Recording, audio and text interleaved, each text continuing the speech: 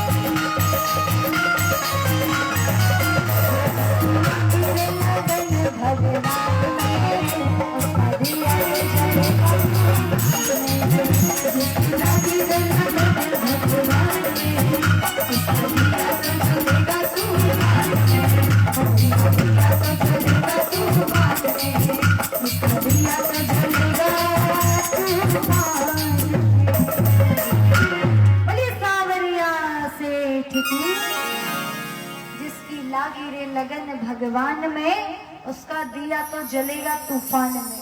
कितनी बार आजमा करके देख लो महाराज। हिरण्यकश्यपु से कहने लगे प्रहलाद जी, पिताजी मारने वाला है भगवान, बचाने वाला है भगवान। इस दुनिया में उसकी मर्जी के बिना कुछ नहीं हो सकता, एक पत्ता तक नहीं हिल सकता है। पिताजी कहते हैं अच्छा तो तेरा भगवान है कहाँ, दिखाई क्यों नहीं देता है? अगर तेरा भगवान है तो फिर दिखाए मुझे। तो प्रहलाद जी कहने लगे पिताजी आपने तो प्रश्न ही गलत कर लिया। आपके पूछ रहे हैं मेरा भगवान कहाँ है, ये पूछो कि मेरा भगवान कहाँ नहीं है। हर जगह हर कण में, चींटी में तू छोटो बैठो, हाथी में तू मोटो क्यों। चींटी में छोटा बन करके भी मेरा नारायण बैठा है, हाथी में मोटा बनकर भी मेरा नारायण बैठा है। जीव जंतु पशु पक्षी चराचर हर जगह, जीव निर्जीव हर जगह मेरा भगवान है। कह दी ना हरि व्यापक सर्वत्र समाना, और प्रेम से प्रकट हो ही में जाना। प्रेम से देखोगे तो ही मेरा भगवान दिखेगा। अच्छा हिरण्यकश्यप कहने लगे तो ये सामने जो खंभ है, इस खंभे में तेरा भगवान है? प्रहलाद जी ने कहा तो पिताजी प्रेम से देखोगे तो खंभे में भी मेरा भगवान दिखेगा। अच्छा तो ले आज तेरे सामने तेरे भगवान को मैं मार देता हूँ। उठाई गदा और जैसे ही खंभे में गदा से प्रहार किया,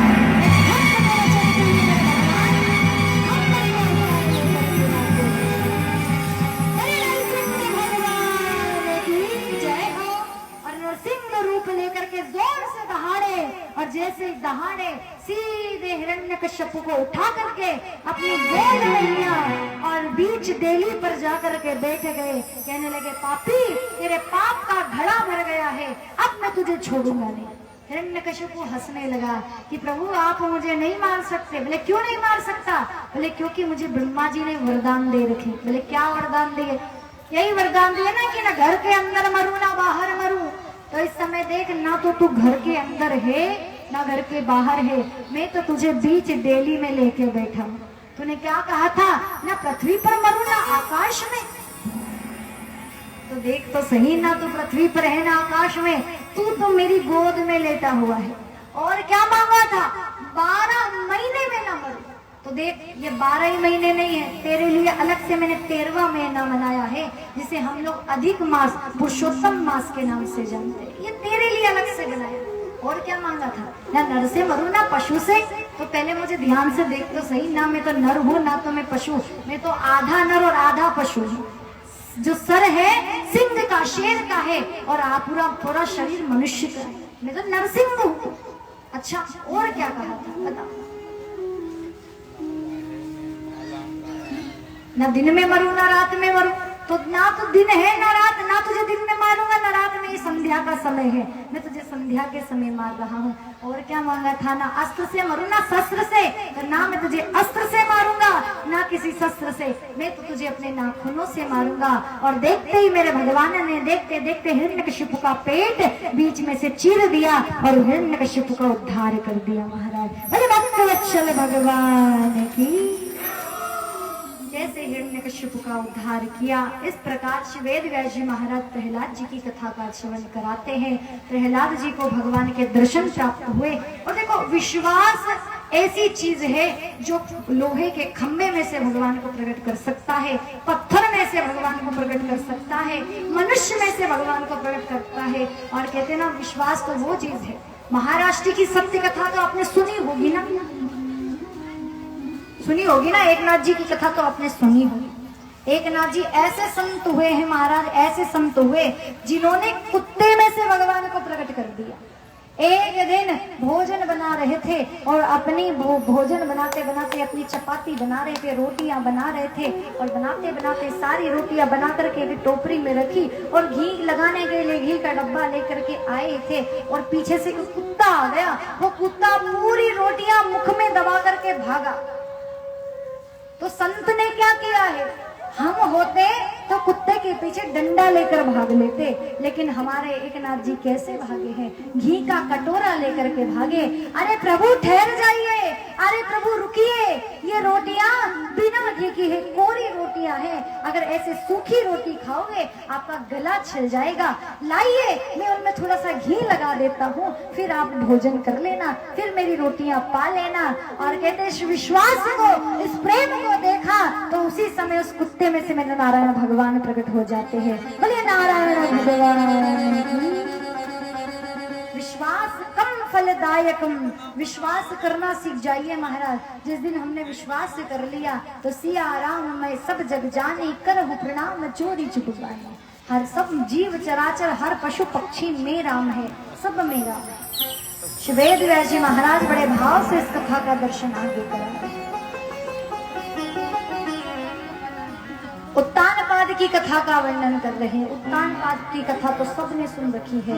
उत्तानपाद के यहाँ पर ध्रुव भक्त का जन्म होता है, जिसने 5 वर्ष की उम्र में भगवान को पाया।